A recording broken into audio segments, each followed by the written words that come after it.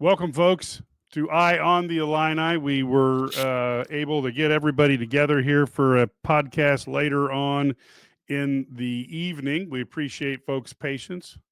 Brad, we had a game that I don't know, maybe I'm too old school, but if you get a win on the road in the Big Ten, I'm usually happy, no matter how artistic or lack of artistic it is. Sure, I'd prefer to beat every team by 32, but I like getting a W. And look, there were plenty of opportunities for this team to fold down the stretch, and they didn't. Yeah, I think that's the big thing. A lot of people you want it to be pretty, you want them to look like they're world beaters all the time, but the reality is they got it done. They made the plays they had to make down the stretch. They did a great job on the glass. They scored 81 points in this game, despite the fact that they shot 5 for 26 from 3-point range. That's hard to do. And they didn't even shoot free throws very well. They made the last 4 there, but they missed some front ends. Boswell missed 2 in a row one time. I missed a front end. They had a lot of misses that would have given them. They also missed Ivasic. How many little bunnies did he miss? Little 2-foot hook shots in front of the rim. There were so many opportunities, and then they turned the ball over early a lot, and they still scored 81 points. I think one thing that really stood out to me was they had one turnover. Obviously, we remember what it was on the inbounds play in the last 14 minutes, 14:50, I think it was. They had one turnover in the last 14:50. They finally got shots. They started scoring. They couldn't get stops. Washington, give them credit. They hit some shots. But at the end of the day, anytime you get a win on the road in the Big Ten, that's a positive. And they got the win. They win it. And they go 2-0 in this West Coast swing. I don't think there are many teams. Maryland right now would love to be 2-0 on the West Coast swing. They went 0-2. You get road wins. This travel, too. This is a new thing. And I know people said it wouldn't matter. But didn't you think that Illinois' legs looked dead in the last 10 minutes of the game? I think a lot of that's being out there for 6 days as they travel to the West Coast.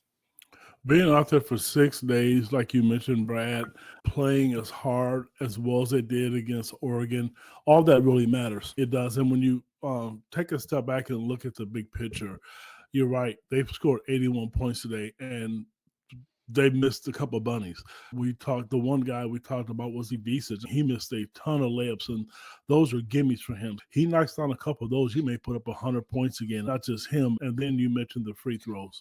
So it's Washington was at home. It took a career performance from a guy off the bench for them to even have a chance in the game. It was over, to be honest with you. But Illinois was able to gut it out. They were able to withstand Davis's outstanding performance. And if you really look at it, he, along with Courtwright, were the only guys in double figures. So in Illinois, I believe, had three guys in double figures. And Gibbs Longhorn, he had 8. It's a road win. Mike, to answer your question, it's a road win. I don't care. Going into the game, I just say, give me a 1-point win and walk out. It doesn't matter at the end of the day, because you know what? They're going to be tough to come by. And Washington beat Maryland at home, and they're going to get some other teams at home as well. Yeah, I think one thing that Brad said I think is huge. It seems like this team is starting to value the possession a little more. And so you had one turnover down the stretch. They play like that against Northwestern. That's one less loss. And you can argue that with Tennessee, if they had that lack of turnovers, they might have won that game. I think this is an important discussion point that people aren't talking about, because if they had a 10 turnover second half, they might not have come out on top in this game. And to me, that is demonstration of development and growth of the team overall. Any thoughts on that, Brad? I think you're exactly right. This is a young team. They're going to make mistakes. They're going to have some plays, but they're getting better. We saw against Northwestern, they didn't make those plays down the stretch. They didn't find a way to win. Same thing against Tennessee. Now we're starting to see them maybe figure this out and understand they made winning plays. They're starting to figure out how to play and how to do things. And maybe they won it this game at the end. They got a couple stops down the stretch. Maybe it's you make some free throws. Maybe it's a guy hits a big three. Obviously, that wasn't it today, because they didn't make many of those. But they're finding ways to win, and they're showing some mental toughness. The other thing I thought was interesting is that it's not always the same guy, whether it was Rickhouse or White, or we know KJ, Ivasic, we know Boswell. But those other guys, maybe it's Draven Gibbs-Lahorn. Maybe it's Jake Davis. Jake Davis didn't have as good a game today, but I thought Draven Gibbs-Lahorn was fantastic. He did a great job. Dude can get to the basket, especially when he gets the right matchup. He can just drive and get by his guy. And Merez Johnson, I didn't think had a great game, but he still rebounded. He still did those little things that you have to do. So they're figuring it out.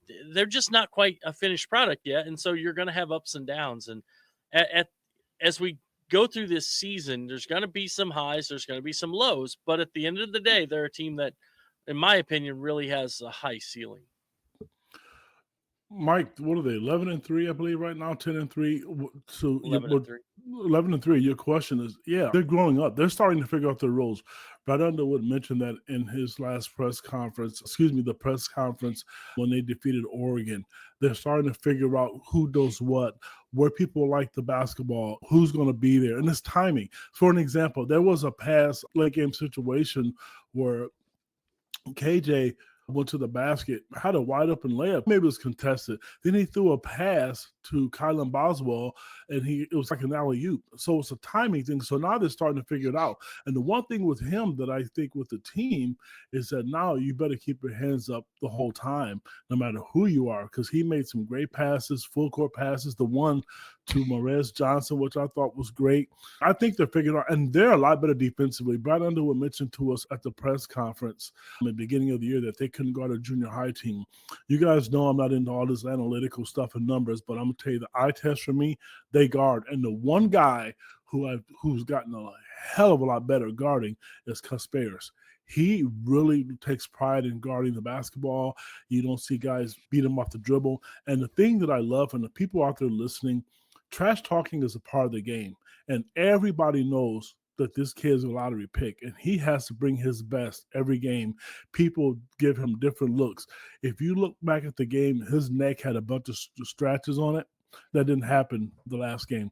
They're really physical with him, and he doesn't back down. I like the fact that he's a gamer. Yeah, I think that's good, and I do think they really didn't look rattled down the stretch. Even when things weren't going their way, there was a calm, I think, that this team has that shows that they are developing and they are getting better. And I do think, too, the fact of the matter is you have Casperas with 3 turnovers, and we talked a lot about the difference between a 6 or a 7 turnover game and a 3 turnover game. You give Washington 4 more possessions with that crazy shooting. That might be all they need to slip past you and get that upset victory. Now Illinois comes back and they are looking at Penn State, a team that, boy, oh boy, the coaching staff will be motivated to beat. There's no doubt. One of the things that I think that was talked about by one of the folks here on YouTube, Patrick Quinn, our engineer for IlliniGuys Sports Spectacular, our weekly 2-hour radio show on Fridays and Saturdays throughout the state of Illinois.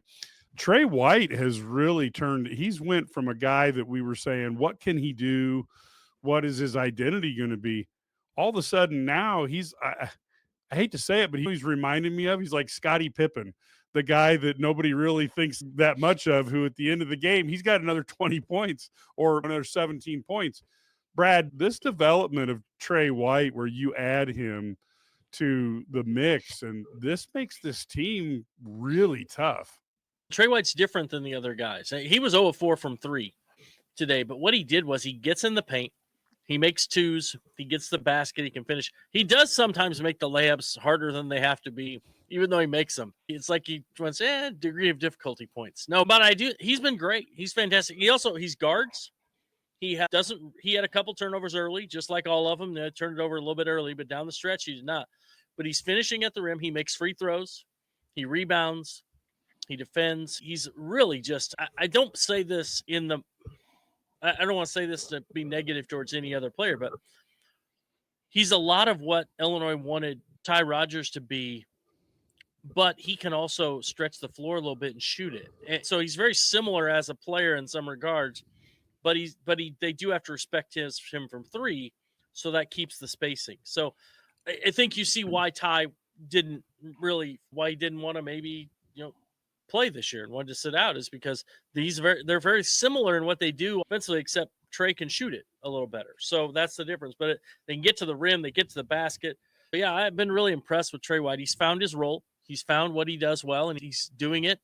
And this is it's a key part of what they have, because he's the most athletic guy they have on the floor out of the starters. He's the best athlete among the 5 starters. And sometimes you got to have a guy who can just go up and just find a way. And he's that guy out of the starting lineup. Here's my thing with Trey Wright. For all the people out there who were overanalyzing him, when he committed to Illinois, a lot of people felt, and you know who you are, why do you want that kid? He came from a losing program. He's not that good. And when you watch the film, one game I remember him, I think he had 29 points when he played for Louisville against Clemson, who was a decent team in the ACC last year. So, and I will give kudos to Brad Underwood. We've all talked about the analytics, and Brad likes threes, and he's not a mid-range kind of guy.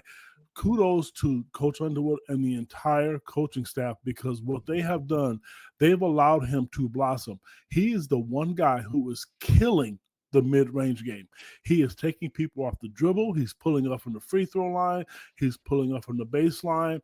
They have allowed him to be who he is, and it fits that team, because now you have shooters, you have slashers, you have a guy with mid-range game, you have a post-up game, you have guys that can defend. So I like what they've done, and Brad, that's a really good comparison between him and Ty Rodgers, and he does guard really well. It's so easy to talk about KJ and all the other stars because they're NBA guys and Will Riley. But you look at the numbers over this weekend, this West Coast trip, it was him. It was him.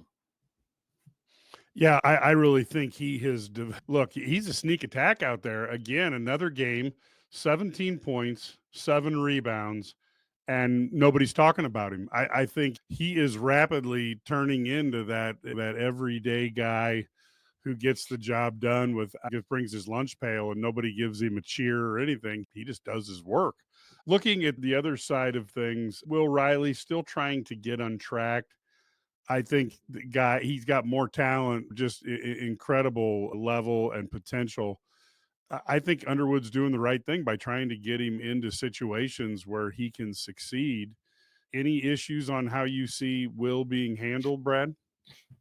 No, there's not much you can do for guys, really struggling to make shots. I think there's going to come a game when the other thing that happens here as Will Riley's minutes go down a little bit and he doesn't get as many opportunities, he moves down that scouting report and he becomes less of a guy they focus on.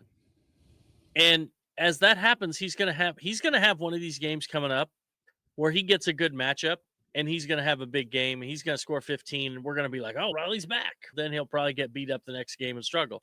And it's just the way it is. This is what it is with the freshman. He's a really talented player, though. I think this is where you just got to let him play through it and find what he had. You saw them try some different things, though. With Boswell having 2 fouls, you saw them play Jake Davis and Ben Humberkaus together, which is interesting because they were doing that because Will Riley was just so unproductive and also just turning it over, just wasn't defending, just all those things, just wasn't himself.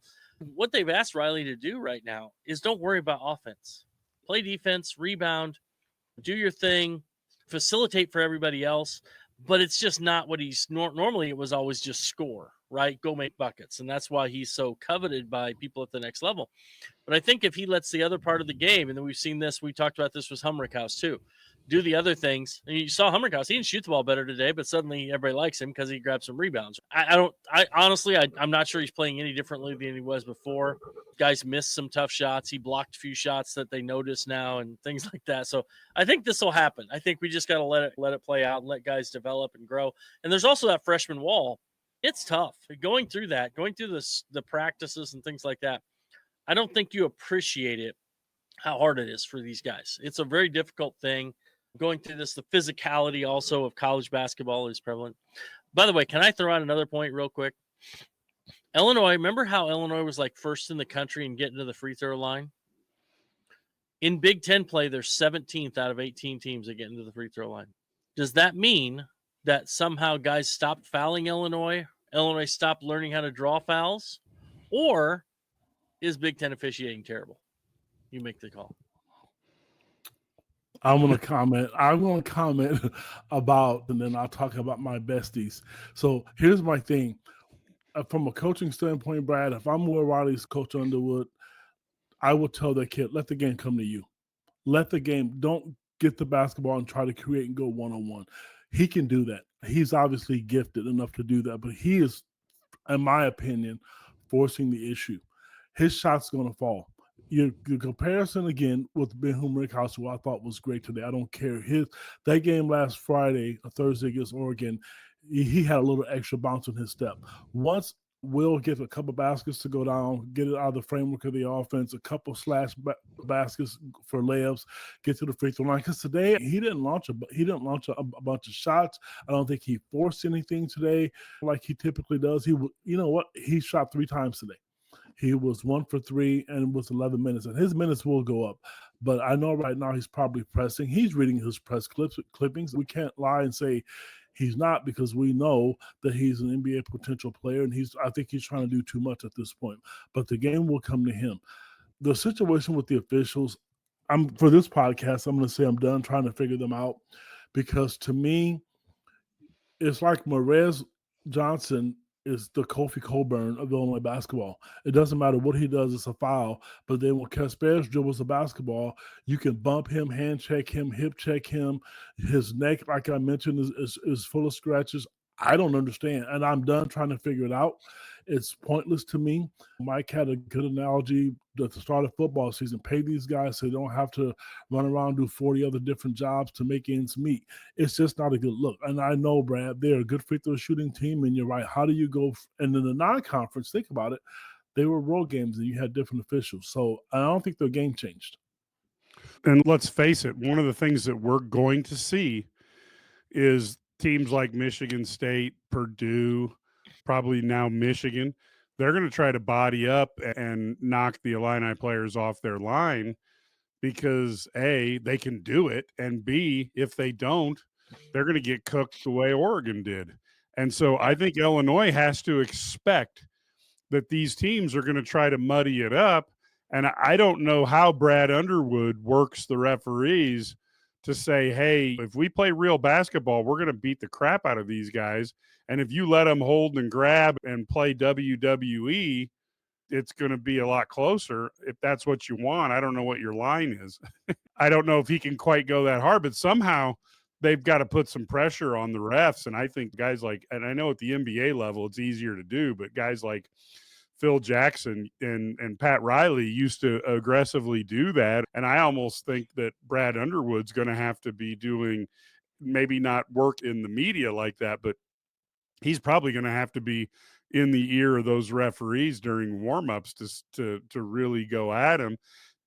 The other thing I would do is I'd try to tell the Illini players, don't shoot, and then before you're done with the shooting motion, look over at the referee. I think you got to try to score a basket and keep playing basketball. But Brad, you think we're going to see now as teams see how devastating they were against Oregon, that it's going to turn into some grabbing, clutching, tearing, knocking, and seeing what the refs are going to call? Yeah, I don't think there's any question. The one thing about it is, though, you look at it's funny how it plays out, though. I think you're going to see a team. I think that's the way some of the Maryland plays. That's the way Northwestern is going to play. That's the way Michigan State is going to play. But you've seen a little bit of transition. It's funny. Everybody has Duke as being the top team. I think Illinois may be a better flow against Duke because they don't play as physical as other teams. You might see Illinois win that game. I think that'd be a fun game. I think they could win that game. But and Iowa's not very physical, but yeah, I think you're right. Those Michigan, Purdue, Michigan State teams are going to be that way. I think UCLA does that as well. But Minnesota will play that way as well. They will try and grab and hold and so forth. And Pikel's Rutgers teams have always done it, so that's nothing surprise there. How do they handle it? I think the way they handle it is the way they did today, was to be a little bit tougher in the second half. You saw them with ball. They were not ball tough. Like, I know they had turnovers in the first half, but a lot of them were just literally guys took the ball from them. And you're going to make a bad pass. So all these things. But at the end of the day, you can't just let someone take the ball from you. You just can't have that. We used to call it ball toughness. Are you tough with the ball? You're not going to let anybody take that ball from you. And if you do that, you're not going to turn the ball over as much. You're not going to give up those pick twos, as Brad likes to call them. And then I think that's where you're going to see that they're going to have to do that to win those games. And will the fouls get called? I think they're going to have some games where they will. It depends on which crew you have and how they feel. I do think that crews get caught up in the emotion of the game and the swing of the game. That's why it's one of the things. Sometimes it's so hard to win on the road because of that, because they get caught up with the fandom and all that stuff. I think that happened at Northwestern. And now at the end of the day, though, Illinois has a lot of talent. There's a lot of talent on this team, and this should be a lot of fun. Brad, the officials do get caught up in the game. Here's how you notice that. If there's like today, everybody was asleep when Illinois had a 17-point lead. But as soon as Washington made a run, for those out there listening, watch the officials. They automatically start looking at the coaches because they see if the coach wants a timeout. They know. They're not just calling the game. They're looking at the coaches because they think, oh, my gosh, the game's getting interesting. They're making a run. So then that's how you get those calls, those timeouts so quickly because they're looking at it. One guy I want to give credit to because try to be as honest as I possibly can. Kasparis was a walking turnover. That kid is taking care of the ball. He doesn't do it as much. He's figured it out. Every game he seems to amaze me. I just can't. It's been a long time since I've seen a kid with that kind of composure and just to get better. I mean, he's literally looking to get better and better each game. And that's a sign of coaching. It's a sign of dedication because, make no mistake, this kid's in the gym. I don't know. They had a loss. I think it was the Tennessee loss at 2 o'clock in the morning, which I mentioned he was in the gym working on to get better. So this group has started to figure out how to take care of the ball, what they need to do. And one guy, I know, Mike, I don't want to steal your thunder because I know you're the host here, but damn, Draven Gibbs Longhorn is just giving Illinois a different look right now. He just looks amazing to me right now. His confidence level, and he guarded really well today. And it was nice because it was really nice to see that Coach Brad Underwood put him in the game when it mattered to try to guard Davis. That tells you what kind of athlete that he is. And that stems back to last year in the postseason run, the Big Ten tournament, NCAA tournament. Brad has trust in him that he can guard. Yeah, and I wanted to address, I thought there was one note here I thought that was really good. First off, this one is depressing because I was going to Illini games before this guy was born. Joseph, don't rub it in. But he did have a really good one. Will Illinois go to the Sweet 16, Elite 8, make a deep run? I'm going to go first on this because if you go to the IlliniGuys front page, you can find my heat checks and Hail Marys where I do 3 predictions today. And one of my 3 predictions is I think this Illinois team is an Elite 8 team. And I think based on the right matchups, they could very well go to the Final Four and potentially win it all. Now, I also talked to Ant Wright, who does a ton of stuff on looking at basketball and breaking down film. You can find him at It's Ant Wright on Twitter and his YouTube page. He'll be on my Heat Checks and Hail Marys podcast tomorrow night. You can hear what he thought of that. But, Brad, I think this team is fully capable of an Elite 8 run, and I think they could do better depending on how things work out. Where do you have this team pegged right now? I'm not saying there's not going to be bumps along the way. I'm not saying that they're going to have they're not going to have rough nights, but I think this team, if it develops at the pace it's going right now, could be a really tough out come April.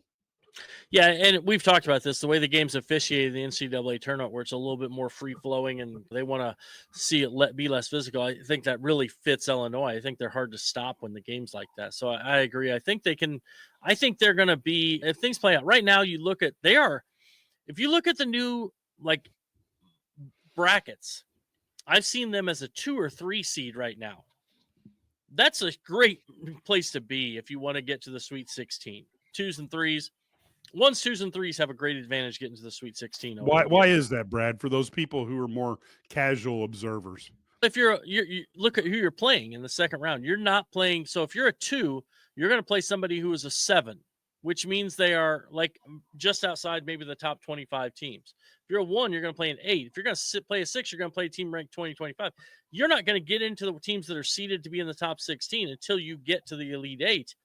That's a huge advantage. Now, there's going to be upsets too. That happens as well. So you don't know about that, but it's a great thing to be on that line. And you're not seeing, generally speaking, you don't want to be on the line where you're going to play a 1 seed before you get to the Elite 8. Illinois had that last year. Remember, they were a 3, but they got Iowa State, beat them, but then they had UConn. If they're in a different, outside of UConn or Purdue, if they're in any other region, they're in the Final Four. I think most people believe that. But they weren't, because they ran into UConn and they gave up 5,000 points in a row. It happens. This is why it's great to have those matchups. Now, as we go through as the season plays out, they legitimately, that win over Oregon was so devastating. If they can win, if you look at KenPom and they project this out, Illinois is favored or projected to win they have 17 games left. They're projected to go 14-3 in those 17 games on KenPom. One of those losses is Duke. So that would put them at 17-3 in the Big Ten if that played out that way.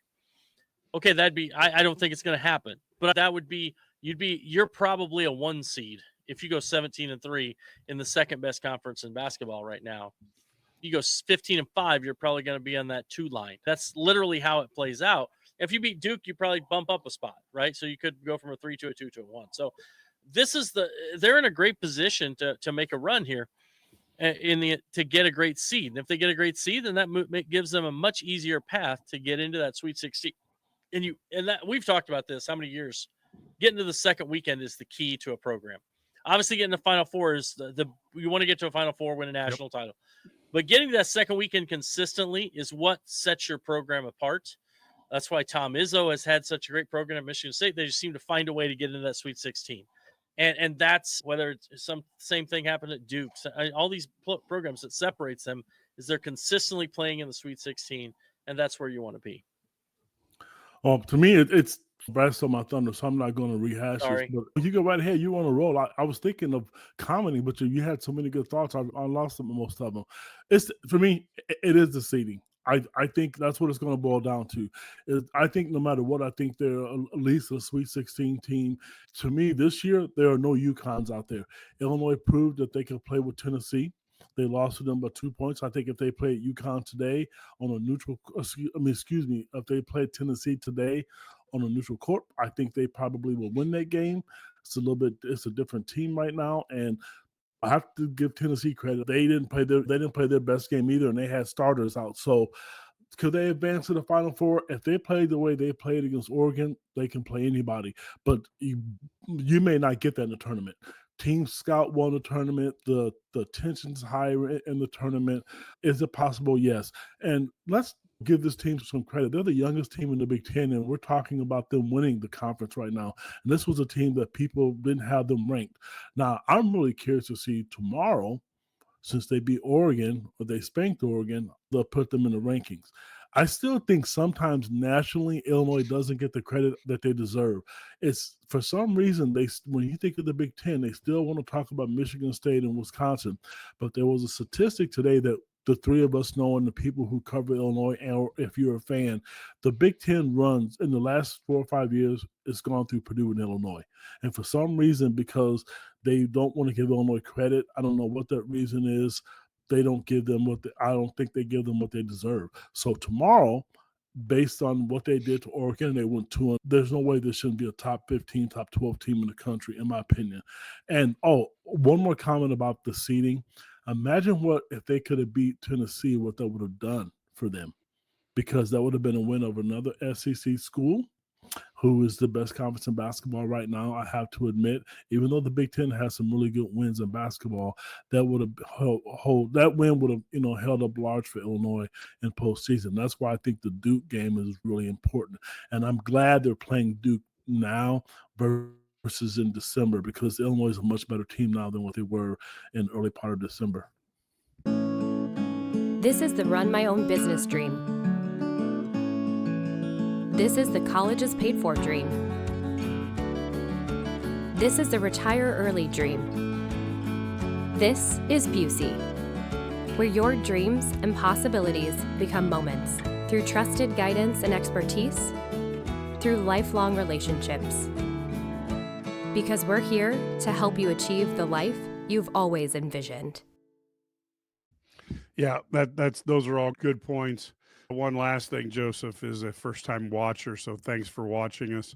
And folks, that does tell us that it's really good if you have somebody that you know is an Illini fan or a sports fan or just wants to get away from politics and all the fighting. You know what? Share our episodes with that person. We would greatly appreciate it. If you're listening to it on a podcast, give us a 5-star rating on Apple and maybe a couple sentences about why you like it. It would really help us a lot, and we would appreciate it. The podcast grows because you share it with friends or fellow fans, and we would love to do that. Here's an interesting question, something that I went over with Ant that we'll have on tomorrow night's podcast.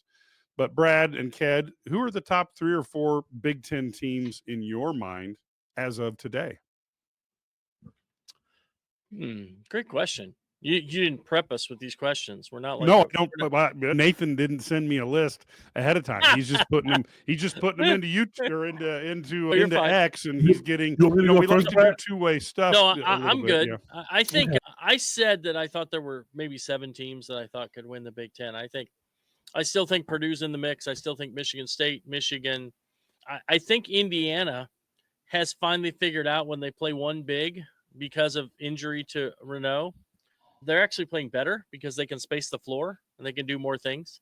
So I think they're dangerous. I think Oregon is still good, but I think Illinois is my favorite. And so then I think you got Michigan State, Purdue would be the tops. I just don't see the other teams being. What about Wisconsin? They certainly are shooting. They are, but they're 1-2. They already lost 2 games in the conference. I think they are shooting well, at least one day. So we'll see how that goes. We'll see how they do. They've got a tough game at Rutgers tomorrow. I don't know if Dylan Harper's playing. Obviously, if he's playing, that's a different team than when he doesn't play. So they've got an opportunity. They still have games at Michigan State. They still have a game against Illinois, at Purdue, which nobody wins at Purdue, at Maryland, another tough place, and at UCLA. They've got that. I think the other thing about it is I think we'll find out a little bit once these teams take that West Coast trip, because it is a grind to go cross country for a 4 or 5 day trip.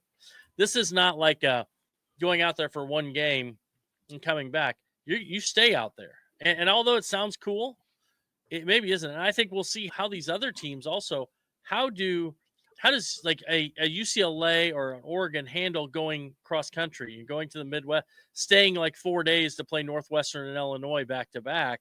If Illinois stayed 6 days, and I thought their legs looked a little iffy at the end of this game. They were a little short on things, didn't have the same bounce. So yeah, I do think that's going to be very interesting to see how that plays out. I think that may tell the tale here.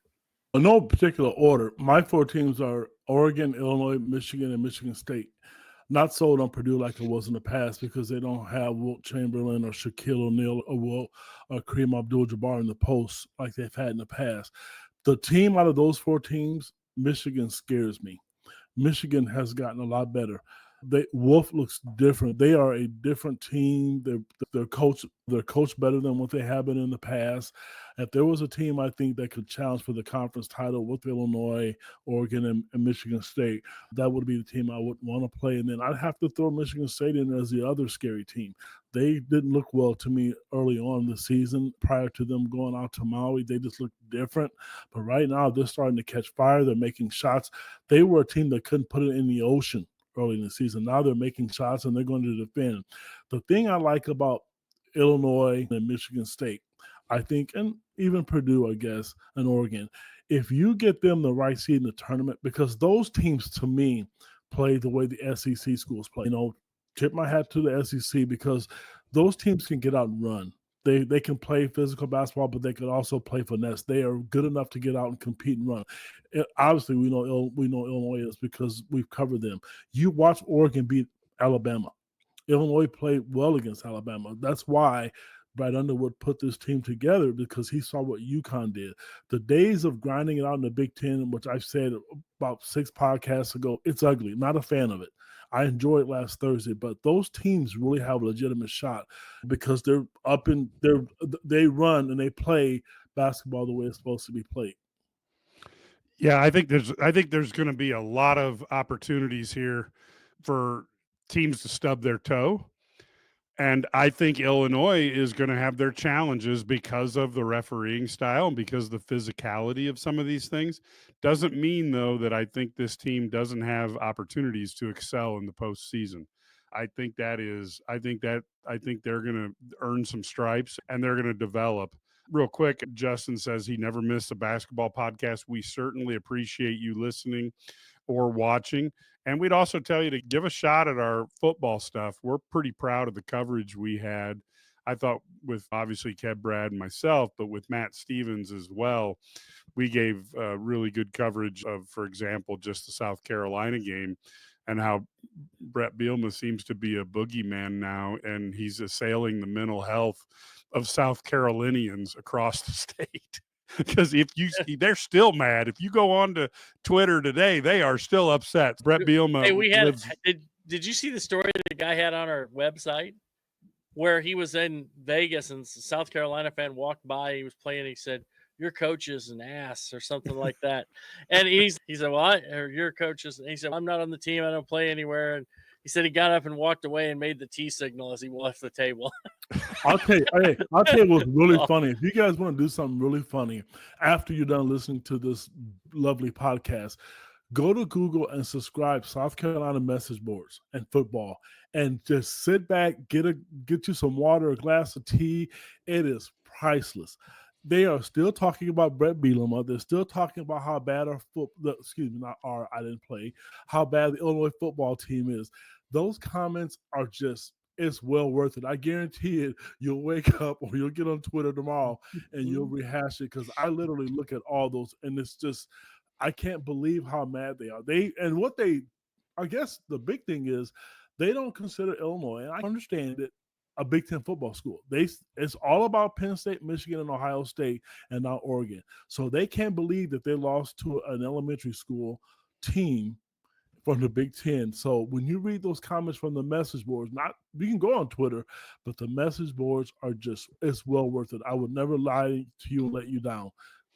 I will tell you the other thing is that my response back to a South Carolina fan would be, you know what, we expected to beat you because you're not Georgia, LSU, Alabama, or Florida. So, but I actually thought it was the battle of two teams that had a very similar past. Two teams that have broke through a little bit, but haven't been able to maintain it. And we're going to bridge over a little bit into football now. But I got to be honest with you. Next year, one of my predictions, I think Illinois is going to win either 10 or 11 games next year. Now, I will say that's a loaded prediction. I have a tendency to predict stuff. That's a loaded prediction because the rest of the Big Ten is going to get better. But I think Brett Bielema, Brad kind of broke the story about how the NIL funds had been met, the goals had been met and now exceeded. We're seeing Brett Bielema make moves where he's able to address holes in the roster. But what I think is so important about Brett Bielema that separates him from most of the coaches out there is the man knows how to identify talent. And like Bill Belichick, he knows how to identify talent that is necessary to play in the systems that he uses.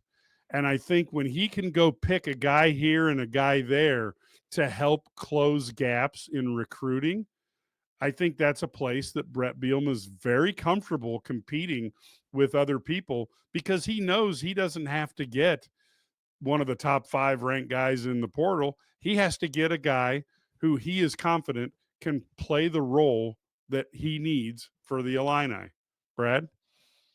I think you're spot on. I think Brett Bielema does a really good job of using what he has and to make it and to win with it. And he understands what he has to do. He also has a plan. I think that the recruiting good players is a part of it, but those players have to also fit together. And that's what Brett Bielema does a fantastic job. And I will say this Illinois team in basketball too is the same way. Brad Underwood's put a team that fits really well together. He's got 2 guards who can play. He's got guys who can shoot. He's spaced the floor. He's got 7. He always said last year the problem, they had to play Coleman at the 5 so they could get the spacing because they had one guy on the floor who couldn't shoot, and he was a smaller guy. So now what you have now is you have maybe a better mix. You can put a guy in, Marez Johnson. You can put a guy in who's maybe not a great shooter, but you have 4 other guys all the time on the floor. And this team really, they handle the ball. They've got guys who can create, and you see them make adaptations. That's what Bielema did. They went from running the ball primarily the first couple of years to throwing the ball on 50% of the downs the last 2 seasons. Now, some of that you've got the quarterback play obviously was pretty good, but yeah, and you don't have Chase Brown, so that makes sense. You want to give him the ball more, but yeah, these guys adapt. Good coaches adapt. They change. They don't do things the exact same way. And Brett Bielema has not done that. He's done a really good job of putting Illinois on the map. I know it's funny that we're sitting here laughing about it, and I think it's funny too. And I'm not going to get into the NIL situation, but I do want to make this comment. One of my friends who's a lawyer made a comment to me about if you had 1,000 Illinois fans, 1,500, 2,000 fans, and each one of those donated $5,000 to the NIL money, you'd be surprised what that can do for just an NIL, regardless of football, basketball program. I'm not trying to promote them, but my point is they've done, like Brad mentioned, they've done a really good job with the NIL funds, and $5 seems like a lot, but it really isn't. And I know darn well there's more than 500,000 Illinois fans out, 500 Illinois fans out there. So they need the help. They've done well with it. You can see the success. And I've said this from day one, and I'm not going to renege on this. I think the reason why the Illinois football program, along with the coaches, and coaches, I'm going to give you credit for this. I think the reason that they're able to compete is because of NIL and the transfer portal. The transfer portal has benefited Illinois football more than any program, I think, down there, because Illinois was always behind the 8 ball. They were always behind. It didn't matter. They've had some good coaches down there. They just couldn't sustain it. Now you have a great coach. Now you have the transfer portal working in your favor, and you do have the NIL package. So I think that's huge, and I think that gives Illinois a fighting chance to go out there and compete regardless of who it's against, and even the women's program, because I know they need that because they're hurting, because they're down injuries right now. But anyway, point being, it's a good situation right now for the whole University of Illinois athletic program because they're competing. The recruiting is fun for people who like recruiting, and on our message boards, that's what we do. We talk a lot of recruiting, we talk other things, but it's a good time to be an Illini fan right now. Yeah, and I think it's really important to take a look, and part of the reason why I thought 10 or 11 games is possible is they do have a schedule. There's no easy schedule in the Big Ten, but they do have home games against Western Illinois, Western Michigan, USC, some team called Ohio State, Rutgers, Maryland, and then our friends in Northwestern, but that'll be at home. And then on the road, Illinois plays Duke, who will have a new quarterback. They play Indiana, which I think is finally going to be a classic game. When has that game ever meant anything? Because they've not both been good at the same time. Play Purdue, and then they're on the road at Washington and Wisconsin. So I'm not saying it's an easy schedule, but I am saying that it's a schedule that's manageable. And I think the Fighting Illini, if they get to 10 games and go 10-2, they will have to be looked at for a CFP berth. I'm not saying they will get one. I'm saying they will have to be looked at. If Illinois goes 11-1, I think they're in the CFP. And we saw back in 2022, with a little bit of luck, Illinois might have been able to squeeze their way into a playoff. Unfortunately, they lost a few games down the stretch, and Brett Bielema didn't lose those type of games this year. I think we saw that improvement that the team and the coaching staff, everybody, the whole organization needed to learn how to win. And now you're looking at 10-3 and finishing on a incredible note at the end of the year with a Citrus Bowl victory. I really do think this team is primed and will have an opportunity to have quite a year next year. Yeah, I think that it sets up well for them. You got to go out and do it, but Right. It does set up well for them, and I think that's where Illinois wants to be. Just to be talking about this is pretty wild when you think about where this program was 4 years ago, and now you're talking about a team that I think legitimately could be a top 15 team. I think there's going to be what they've done in the portal is also added pieces, but also retained guys. getting J.C. Davis back on the offensive line and the other guys, Xavier Scott coming back in the defensive back. We'll see what Gabe Akers decides, but getting these guys back is just like signing those guys in the portal. They would be great in the portal. Those guys would be huge commodities, but they've also added pieces. And so this is what they've been able to do. This is what the portal does for them. And they've been selective in the portal, but I'm sitting here right now. I love the wide receivers they have in the room. I like their offensive line. I think they're going to add another offensive lineman coming up at some point. I think they could use their defensive lineman or two. I think, and then I think they need a punter. Might be the biggest need right now after what I watched in the bowl game. Getting a good punter would be huge. And so there's no question this program is on the rise and they've got a great opportunity ahead of them.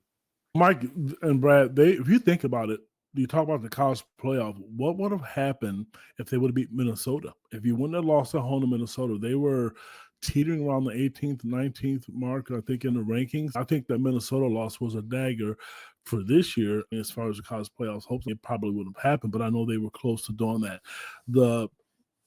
From the transfer portal part, here's what I like about what Brett Bielema does.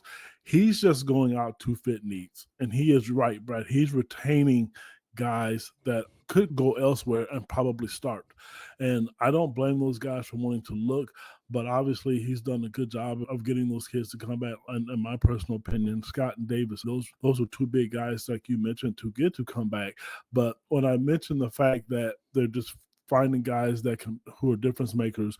One, that Illinois is always about depth. In college football, you have to have depth. Actually, in college athletics, I mentioned that with the women's program right now. They're missing 2 starters, possibly 3 with Letty and now Makira Cook and Gretchen Dolan. I think if you have the depth, it's a different outcome probably for their season right now, even though it's too early.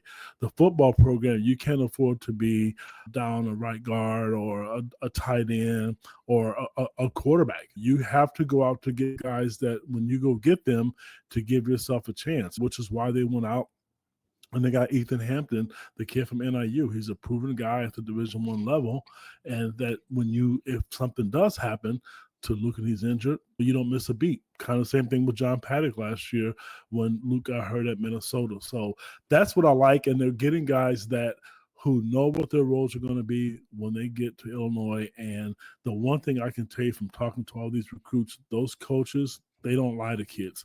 They're upfront and they're honest with them. That's why their recruiting is doing better. And they're going to eventually start getting some of these, fans like to call them 4- and 5-star kids, but I wrote an article for IlliniGuys to hopefully be published in the next day or two about Brett Bielema's philosophy about recruiting. And it may have went over a lot of people's head because he talked about how he has set the standard for some teams to look what Illinois is doing, and they're using that method, and which means that they're doing really good with the eye test. Yeah, I will say the other thing is that Ked brought up the CFP. I think we're running into maybe one of the great sports weekends of the year. You're looking at a Thursday night game with Penn State and Notre Dame on at 6:30 Central Time on ESPN. Then Friday night at 6:30, you get Texas and Ohio State. And then to make it even better, and I'm not even talking about college basketball because we know there's some games there, but then you're getting on Saturday, you're getting the Chargers going to play Houston at 4:30 in the afternoon, 3:30 in the afternoon. And then at 7 o'clock, we get Pittsburgh and Baltimore. And then you turn around on Sunday and we get a triple header with Denver at Buffalo at noon, Green Bay at Philadelphia at 3:30, and then Washington at Tampa Bay at 7. And you finish up as if we needed more, but you finish up with Minnesota or Detroit at the Rams. You're looking at quite a weekend of fun for sports fans. I'm pretty excited about this whole thing. I don't know how you guys feel, but this is one of the great sports weekends on the calendar. Yes. I don't know what more you can ask for. Mike, we've been talking about our whole life revolves around the sporting events, right? It's just what we do, right? No, it's fantastic. You've got everything going on outside of playoff baseball we get in October. That's the only thing we're missing right now. Some indoor and the golf league starts, right? The indoor golf league, right? That should be entertaining. So we got a lot of things going on. Should be a blast. I'm excited to watch some. I'm very hyped for 2025. Who do you think's going to win? Who's your P predictions for these two games, Brad? I just think and we've talked about this in private, can Ohio State continue to play this way? I think they're the best team if they continue to play this way. But the thing about this is I don't know they even have to play as well as they played to win. I think they're better than everybody else that's out there.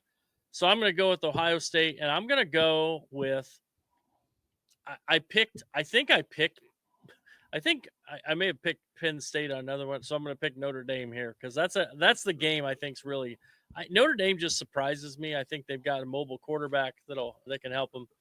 But I think it's Notre Dame, Ohio State. I think Ohio State wins it all. I'm a big fan of the way Marcus Freeman coaches. I think he does a great job, and so I think he'll keep them in there. I'm not as big a fan of James Franklin, although I think he has maybe more talent than Notre Dame has. But yeah, so that's my pick.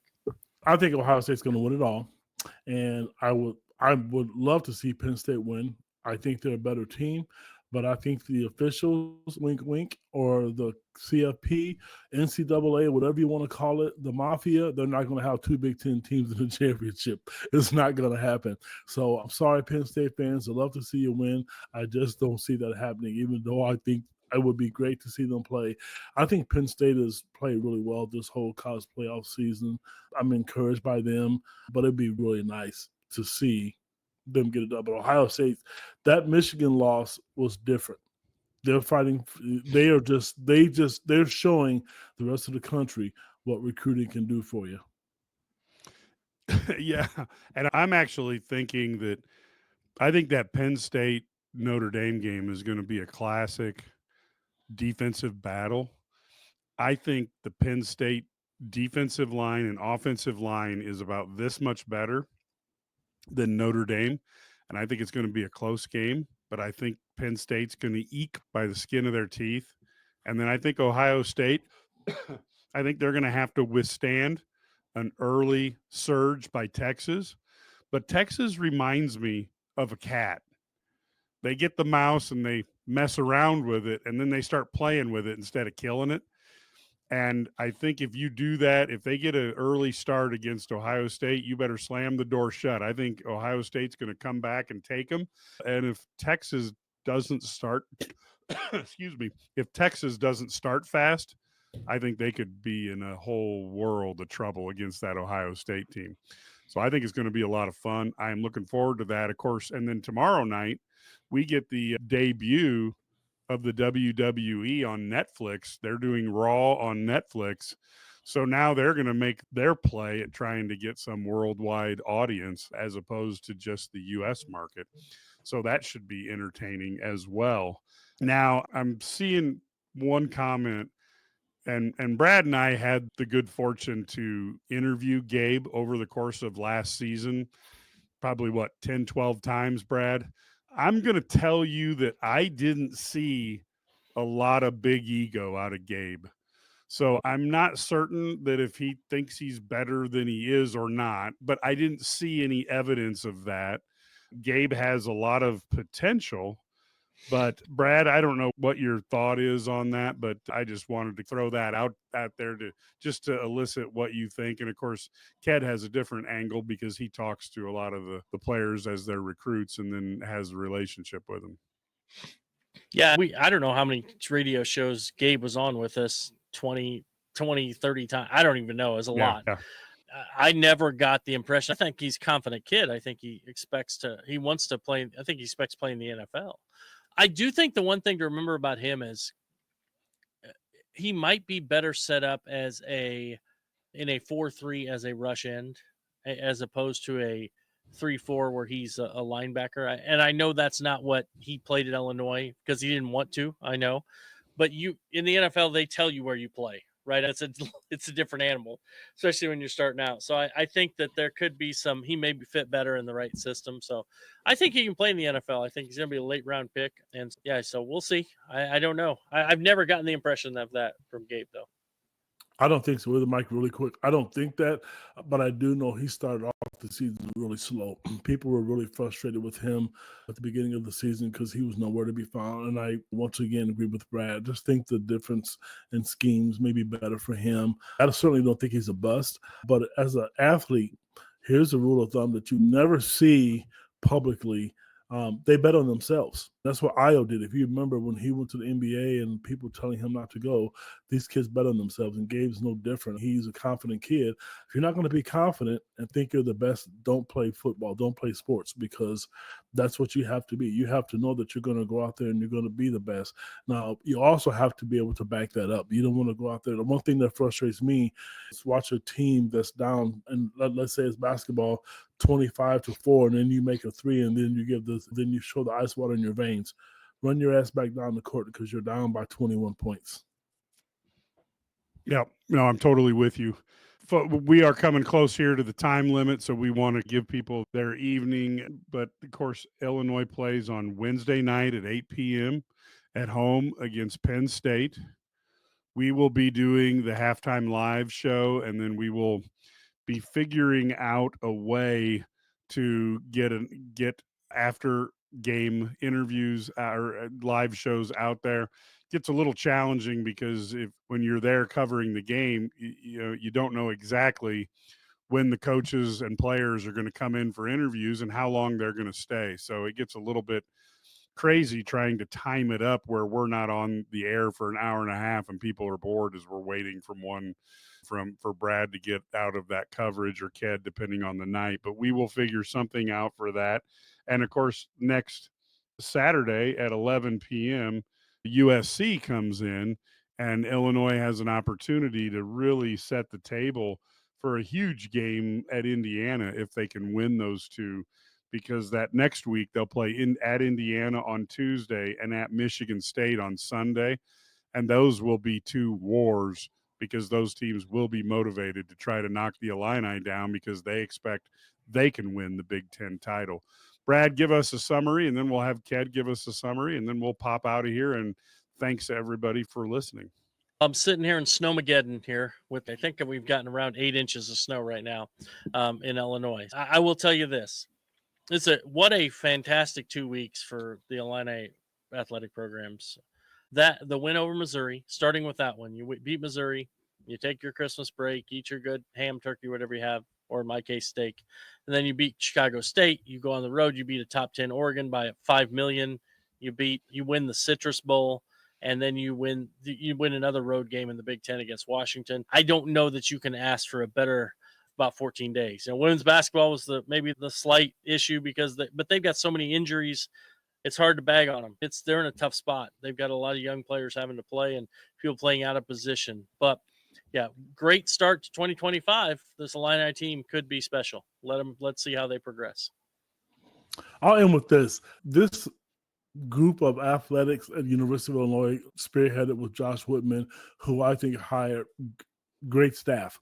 I'm not going to go through all the coaches because I know golf and volleyball, even though he didn't hire those coaches, golf. But my point is, Illinois is in a good place right now. And I know fans are used to bad things happening and finding a way where things just go wrong for Illinois. I've not seen that. Brett Bielema has put the football program in a situation where they have a chance to win, and one interception doesn't cost you a game. And if it does, it's part of sports. Brad Underwood has done that. Shauna Green has done that. This is a time where you can just sit back and enjoy. And if you're one of those fans who like to trash talk your other fans on social media or Facebook or Twitter, and so be it. I don't do that anymore because I know at some point if the team you root for loses, it's going to come back to bite you in the butt. But having said that, you're just used to bad things happening to them. This is a good time. And I go back to that win last Thursday against Oregon. That was something special, and we all got to witness it.